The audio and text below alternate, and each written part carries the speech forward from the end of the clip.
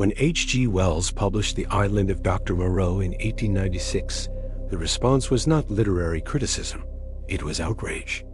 The novel follows a shipwrecked man who discovers a remote island, where a scientist named Moreau has been surgically transforming animals into something resembling human beings. Not through magic or science fiction abstraction, but through vivisection. Through the slow, methodical cutting and reshaping of living creatures without anesthesia.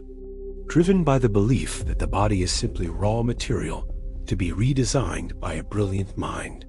The Victorian reading public was not prepared for it. The book was condemned from pulpits.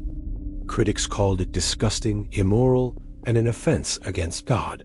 Libraries refused to carry it. Reviewers questioned whether Wells was mentally stable. The scientific establishment was alarmed, not just by the content, but by the accuracy of the underlying biology. Wells had studied under Thomas Huxley, a great biologist, and knew exactly what he was writing about. What made it truly dangerous was not the horror. It was the question underneath the horror.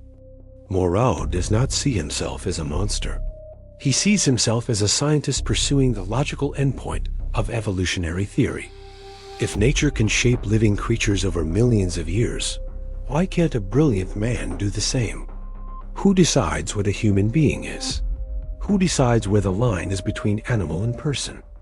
And what happens when someone with enough intelligence and isolation decides those questions don't need to be asked at all? The book was not banned for being disgusting. It was banned for being too honest about where certain ideas lead.